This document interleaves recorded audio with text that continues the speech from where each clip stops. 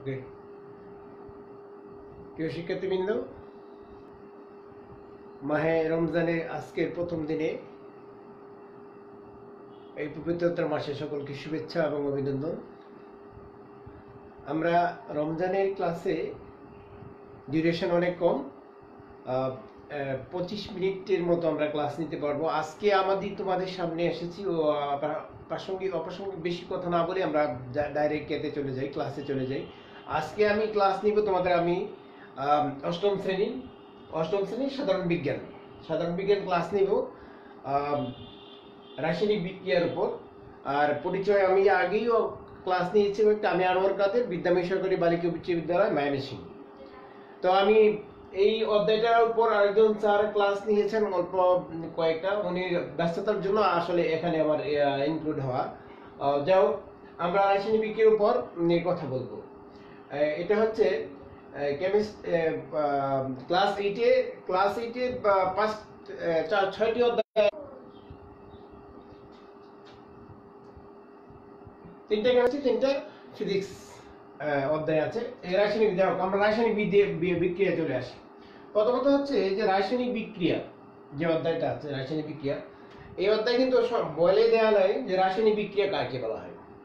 রাসায়নিক বিক্রিয়া হচ্ছে যে প্রক্রিয়ায় পদার্থ পরিবর্তিত হয়ে এক বা একাধিক, বা পদার্থ বলতে পারি, পদার্থ পরিবর্তিত হয়ে ভিন্ন ধর্মী এক বা একাধিক পদার্থে পরিণত হয় তাকে রাসায়নিক বিক্রিয়া বলা হয়। আমরা যদি একটা উদাহরণ নিই, পদার্থ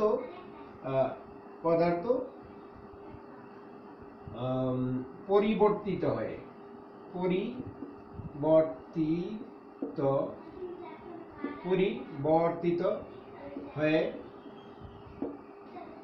ভিন্ন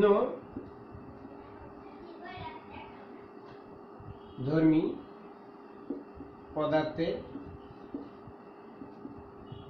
পদার্থ পরিবর্তিত হয়ে ভিন্ন ধর্মী পদার্থে রূপান্তরকে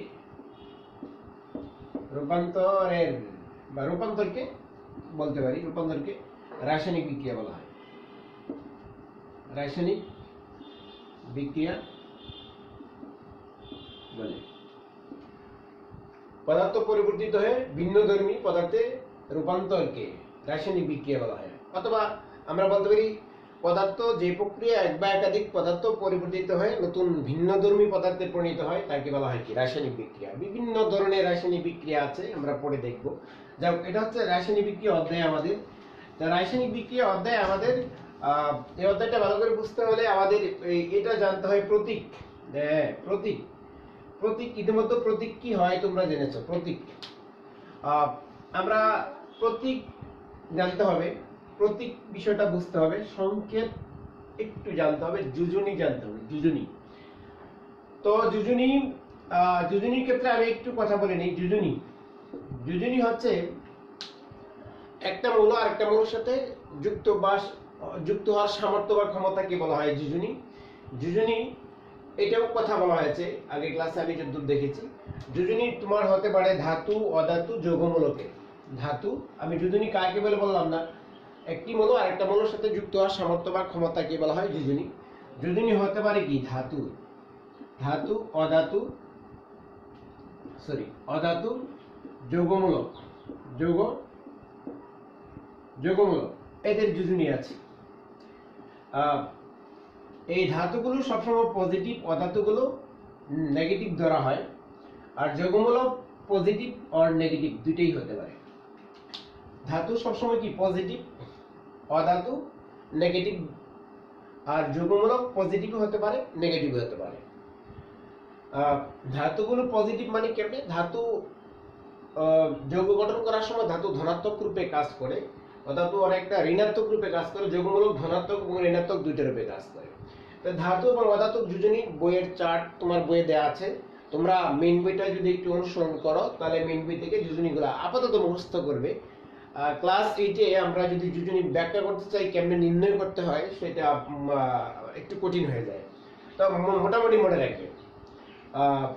এরপরে ধাতু, অধাতু, এই এনে তোমাদের বইয়ে আরেকটা বিষয় দেওয়া আছে। তোমাদের বইয়ে বলা আছে যোজনী 1 থেকে কত পর্যন্ত, 1 থেকে 4 পর্যন্ত আছে তোমার মেইন বইয়ে যে চার্ট আছে। কিন্তু আসলে 9-10 এর বই আছে কিন্তু যোজনী তোমার বই 1 থেকে একদম 6 পর্যন্ত যোজনী আছে। যোজনী হতে পারে 1 থেকে কত 6, এটা 9 10 এর বইয়ে বা উপর ক্লাসের বইয়ে দেওয়া আছে 1 থেকে 6 পর্যন্ত আছে, কিন্তু তোমার ক্লাস 8 এর বইয়ে দেওয়া আছে 1 থেকে 4 পর্যন্ত। তোমার বইয়ে যে 4টা দেওয়া আছে 4 পর্যন্ত যোজনী আছে। যাক, এটা ক্লাস 8 এর ব্যাপার। যেমন আমরা যদি এটা বলি যে সালফার যে মৌলটা, ওটার যোজনী 2 4 6, কিন্তু 6 যোজনীটা ক্লাস 8 এ এটা নাই। হ্যাঁ, নাইট্রোজেনের ধরো ফসফরাস যোজনী 3 এবং 5, এই 5 যোজনীটা কি এটার বইয়ে নাই। তার মানে এইটা নাইট্রোজেনের যোজনী 3ই মনে করতেছে, 5 যোজনী আমার দরকার নাই আপাতত। বইয়ের যতটুকু সীমাবদ্ধতা আছে ততটুকু থাকুক। আমার বিষয় হচ্ছে এখানে ধাতু অধাতু নিয়ে কথা, যৌগমূলক। এই একটা ইম্পর্টেন্ট জিনিস, যৌগমূলক। যৌগমূলক কি? যৌগ, এখানে আমার একটু কথা আছে। যৌগমূলকের সংজ্ঞাটা তোমার বইয়ে সুন্দর করে দেয়া নাই। ধাতু অধাতু কাকে বলে আমরা জানি মোটামুটি। যৌগমূলক কাকে বলে? যৌগমূলক হচ্ছে একটি পরমাণু গুচ্ছ যা রাসায়নিক বিক্রিয়ায় অংশগ্রহণ করে একটি মৌলের আয়নের ন্যায় আচরণ করে এবং বিক্রিয়ায় সাধারণত অপরিবর্তিত অবস্থায় থাকে। তাহলে আমরা লিখতে পারি যৌগমূলক, আমি একটু লিখে দিই, যে পরমাণু গুচ্ছ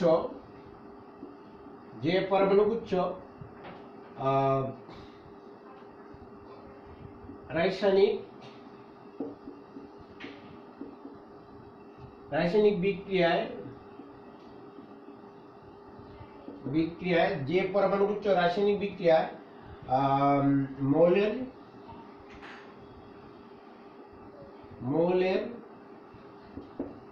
আয়নের ন্যায় আচরণ করে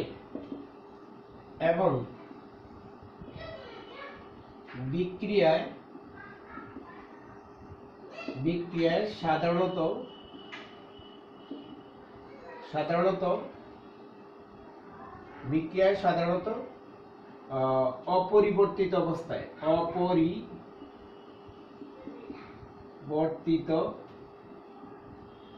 অপরিবর্তিত অবস্থায় থাকে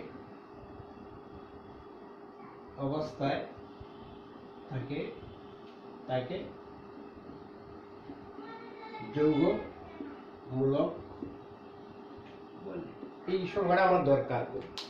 যে পরমাণু গুচ্ছ রাসায়নিক বিক্রিয়ায় মৌলের আয়নের ন্যায় আচরণ করে, মৌলের আয়নের ন্যায় আচরণ করে এবং বিক্রিয়ায় সাধারণত অপরিবর্তিত অবস্থায় থাকে, তাকে যৌগমূলক বলা হয়। এখন 42 ধরনের যৌগমূলক আছে, আমি যৌগের সংখ্যাটা পড়লাম না। হ্যাঁ, আমরা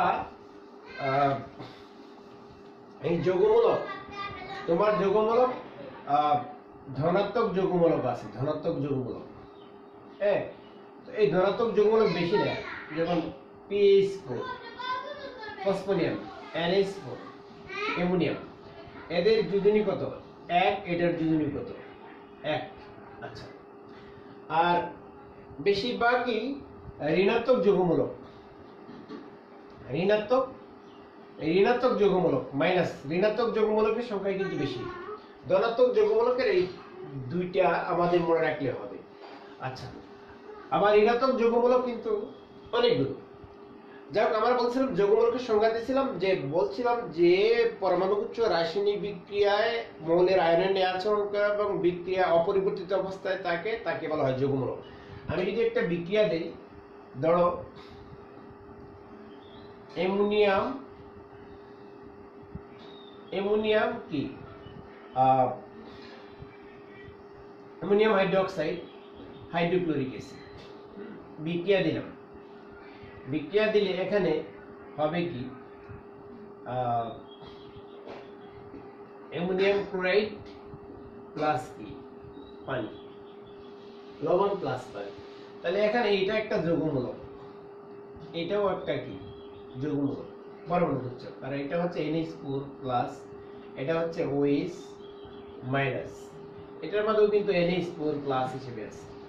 এই পানি যদি আমি ভাঙি, এখানে পানির মধ্যেও কিন্তু H প্লাস আছে, আর কি আছে OH মাইনাস আছে এখানে। তাহলে এটাও কিন্তু এই যে এটা এই হিসেবে আছে।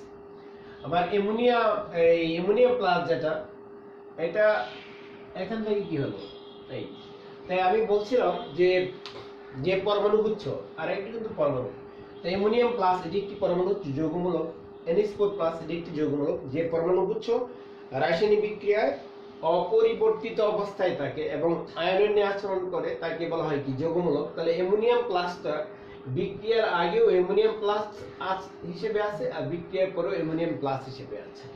আবার OH মাইনাস, এখানেও OH মাইনাস হিসেবে আছে, এখানেও কি OH মাইনাস আছে। তার মানে আমরা বলতে পারি সাধারণত বিক্রিয়ায় আগে এবং পরে কি একই অবস্থায় থাকে, তাই যৌগমূলক। সাধারণত বলছিলাম কারণ হচ্ছে এই জন্য যে অনেক সময় যৌগমূলক ভেঙে যায়।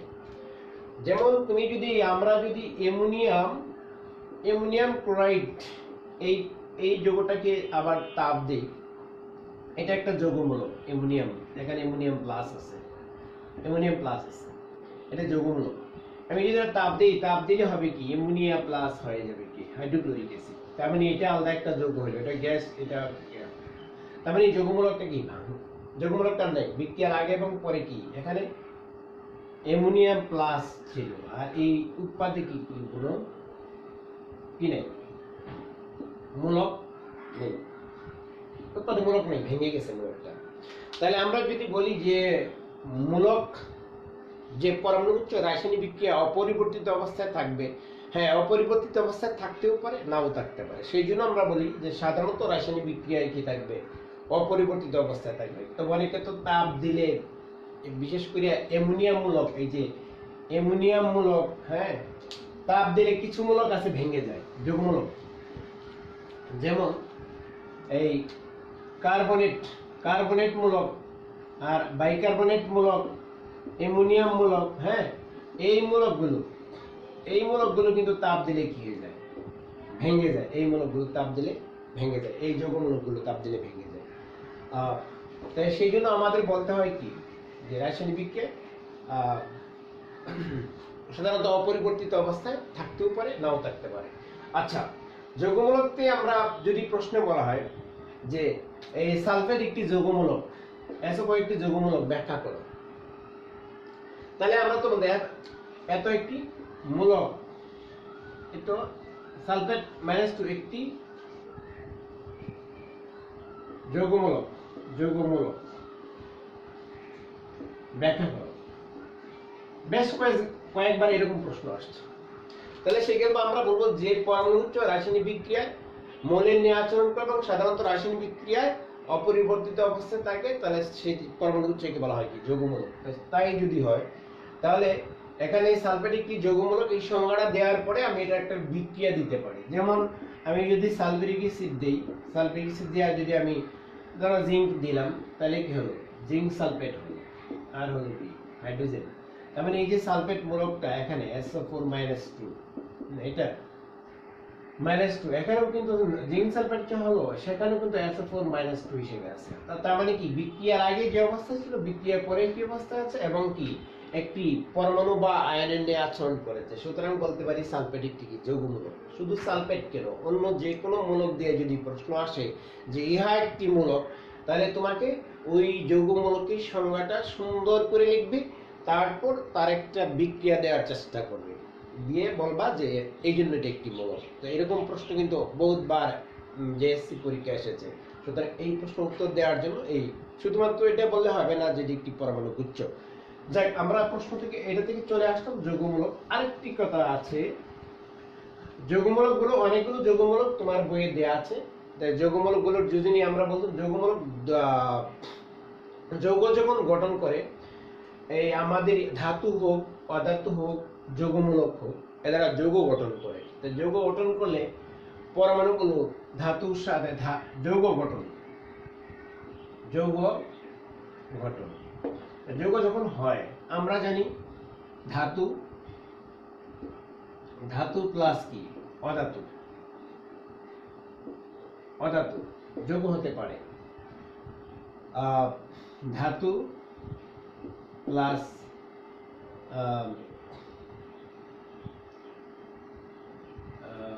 ঋণাত্মক মূলক যৌগ হতে পারে, সরি যৌগ হতে পারে, যৌগ। অধাতু, অধাতু প্লাস অধাতু এটাও যৌগ হতে পারে। আমাদের এটা 1 নম্বর, 2 3 আরেকটা যদি আমরা দিই ধাতু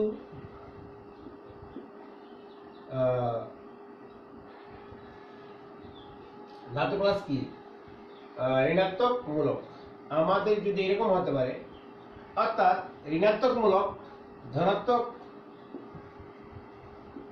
ধনাত্মক আর কি ঋণাত্মক,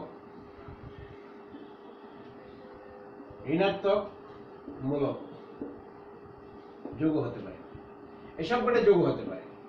আর আমরা যদি প্রথমটার উদাহরণ দিই, ধাতু, ধাতু এবং অধাতু মিলে যৌগ হলো, ধরো সোডিয়াম ক্লোরাইড, এইটা হলো সোডিয়াম একটি ধাতু, ক্লোরিন একটি অধাতু। ধাতু আর ঋণাত্মক যৌগমূলক, ধাতু আমি যদি যেই ধরো ম্যাগনেসিয়াম একটি ধাতু, আর ঋণাত্মক যৌগমূলক যেমন ম্যাগনেসিয়াম সালফেট, এটাও হতে পারে দুজনই, এটা কিন্তু 2, আচ্ছা না সরি ম্যাগনেসিয়াম সালফেট দুইটার দুজনই 2। অধাতু, অধাতু যৌগ হতে পারে, যেমন সালফার ডাইঅক্সাইড, সালফার একটি অধাতু, অক্সিজেন একটি যৌগ হতে পারে।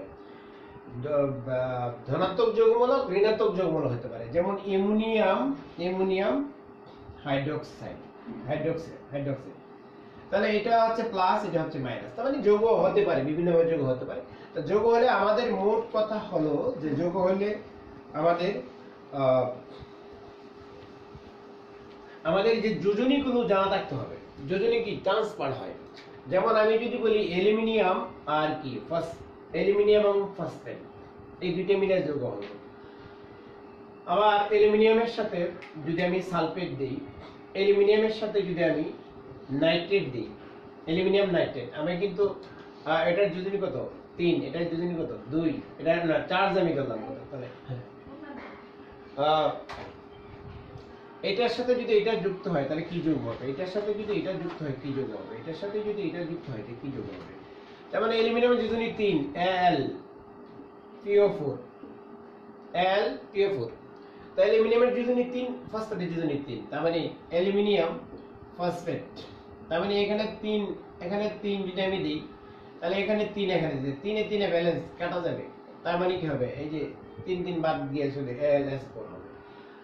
আচ্ছা, আবার যদি দেই অ্যালুমিনিয়াম সালফেট নিই, তাহলে অ্যালুমিনিয়াম আর কি সালফেট, তাই অ্যালুমিনিয়াম সালফেট নিলে অ্যালুমিনিয়াম Al+SO4, এটার যোজনী কত, এটার যোজনী হচ্ছে 2, এটা 2 এখানে আসলো, আর অ্যালুমিনিয়াম যোজনী 3, তাহলে যৌগমূলকে একটা ব্র্যাকেট দিতে হবে, 3 হলো। নাইট্রেট যদি হয় AlNO3, এটার যোজনী হচ্ছে কত 1, অ্যালুমিনিয়াম যোজনী কত 3, তার মানে এইখানে যাবে। তার মানে আমার সংকেত যদি আমি নির্ণয় করতে চাই, তাহলে ওই পরমাণু বা মূলক অর্থাৎ ধাতু পরমাণু বা মূলকগুলোর যোজনী আমাদের জানতে হবে, যোজনী কি হবে ট্রান্সফার হয় একটা থেকে আরেকটা, ওটা এই ধনাত্মকের সাথে ধনাত্মকের এই যে অংশটা ঋণাত্মকে যায়, ঋণাত্মকের অংশটা ধনাত্মকে আসে। আমরা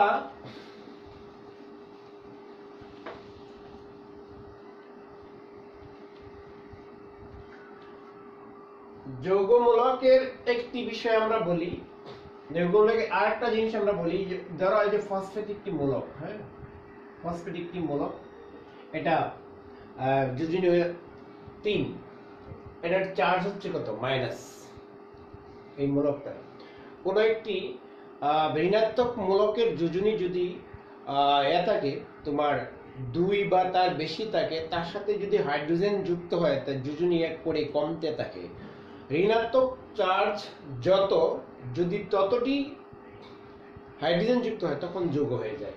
যেমন এটার সাথে যদি এটা ফসফেট মূলক যোজনী 3, আমি যদি একটা হাইড্রোজেন দেই তাই হাইড্রোজেন ফসফেট, তখন এটা চার্জ হবে কত 2, আবার দুটো হাইড্রোজেন যদি দেই তাহলে তখন চার্জ হবে কত 1, আবার 3টা যদি দেই তাহলে এই হয় ফসফরিক অ্যাসিড, তখন এটা হচ্ছে কি যৌগ। আর এটা কিন্তু মূলক, এটার যোজনী কত 3, এটার যোজনী কত 2, এটার যোজনী কত 1, তার মানে আমি কি বুঝতে পারলাম, কোন ঋণাত্মক যৌগমূলকের যোজনী যদি 2 বা তার বেশি হয় তার সাথে হাইড্রোজেন একটা করে যুক্ত হলে যোজনী 1 করে কমে। তা ফসফেট এর যোজনী 3 ছিল, একটা হাইড্রোজেন ফসফেট যোজনী 2 হয়ে গেছে, দুইটা হলো ডাইহাইড্রোজেন ফসফেট যোজনী হয়ে গেছে 1। অনুরূপ ভাবে তুমি একটা জিনিস মনে রাখো, এই যে সালফেট -2 এটার সাথে যদি একটি হাইড্রোজেন যুক্ত হয়, হাইড্রোজেন সালফেট এটার যোজনী কত 1 হয়ে গেল। ঠিক কার্বনেটের যোজনী কত 2। আবার এটা যদি একটা হাইড্রোজেন যুক্ত হয় হাইড্রোজেন কার্বনেট, তখন যোজনী কত 1। তার মানে এটা মনে থাকলে এটা এমনিতেই মনে থাকবে, এটা একটা কৌশল মাত্র। তো আমাদের এটাও জানা উচিত, কারণ মুখস্থ আমাদের কম করলেও কি হয়, আমাদের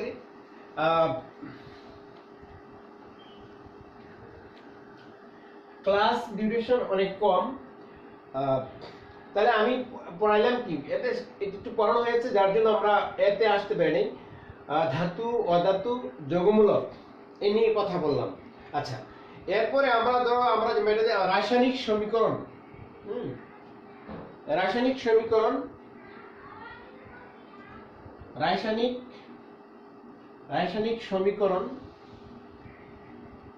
সমীকরণ কি? রাসায়নিক সমীকরণ কি? আমরা ইতিমধ্যে রাসায়নিক বিক্রিয়া পড়েছি। কাকে বলা হয় রাসায়নিক বিক্রিয়া? যে প্রক্রিয়ায় পদার্থ পরিবর্তিত হয়, নতুন ভিন্নধর্মী পদার্থে পরিণত হয়, তাকে বলা হয় কি? রাসায়নিক বিক্রিয়া। আর রাসায়নিক বিক্রিয়াকে যে সমীকরণের সাহায্যে প্রকাশ করা হয় তাকে বলা হয় কি? রাসায়নিক সমীকরণ। অর্থাৎ একটি রাসায়নিক বিক্রিয়া যা ঘটে তাকে যে সমীকরণের সাহায্যে প্রকাশ করা হয় তাকে বলা হয় কি? রাসায়নিক সমীকরণ। আমি যদি রাসায়নিক সমীকরণ, রাসায়নিক বিক্রিয়ায় সমীকরণ দেখি, রাসায়নিক বিক্রিয়ায় যা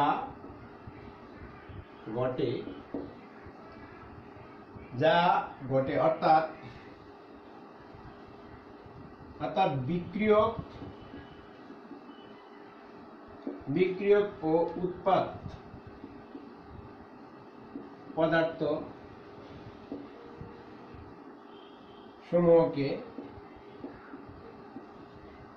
সমূহকে যে সমীকরণ দ্বারা প্রকাশ করা হয়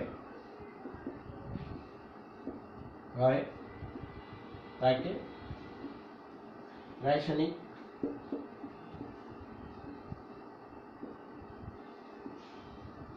সমীকরণ বলে। কি? রাসায়নিক বিক্রিয়ায় যা ঘটে অর্থাৎ বিক্রিয়ক এবং উৎপাদ পদার্থ সমূহকে যে সমীকরণের সাহায্যে, মানে যে সমীকরণ দ্বারা প্রকাশ করা হয় তাকে রাসায়নিক সমীকরণ বলে। আমরা যদি একটি সিম্পল বিক্রিয়া লিখি, আমরা জানি হাইড্রোজেন আর অক্সিজেন মিললে কি হয়? পানি হয়।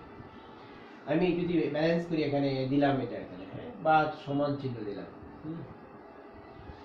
একটি রাসায়নিক বিক্রিয়া যা ঘটে, হাইড্রোজেন অক্সিজেন বিক্রিয়া করে পানি হলো।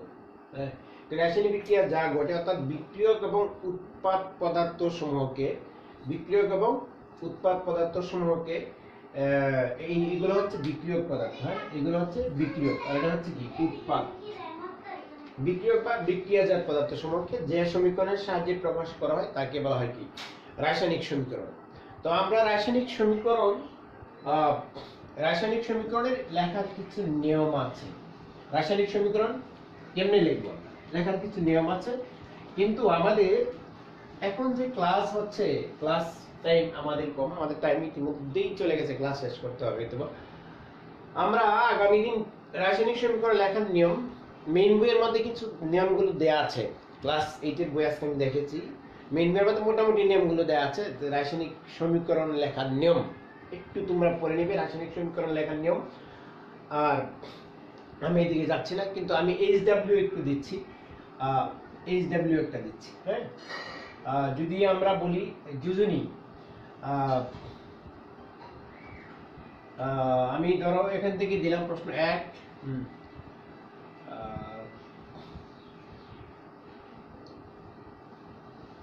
সালফেট -2 এর যোজনী 2 ব্যাখ্যা করো। এই একটা প্রশ্ন দিলাম, বলে দিলাম যোজনী 2 এটা ব্যাখ্যা করো।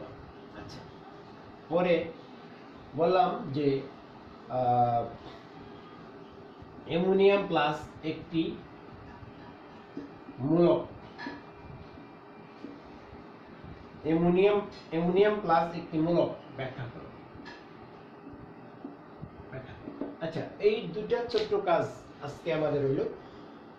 না, রমজান যেহেতু আমাদের ক্লাস ডিউরেশন কম, একদম মানে ছোট পরিসরে ক্লাস, পরে আমরা চেষ্টা করতে যাও আমরা যেটুকু পড়িয়েছি আজকে টুকু মনে রাখবে, আগামী দিন আমরা আর ওদের মাঝখানে তো আমি প্রবেশ করেছি, যার জন্য মানে এটা ধারাবাহিকতাটা একটু বিনষ্ট হয়েছে। যাক, আগামী দিন আমরা ওই জায়গা থেকে শুরু করে পরে আমরা ক্লাস নেব, আশা করি ভালো হবে। সকলেই ভালো থাকবে এবং সকলেই মহান আল্লাহ তাআলার প্রার্থনা করবে যাতে আমরা এই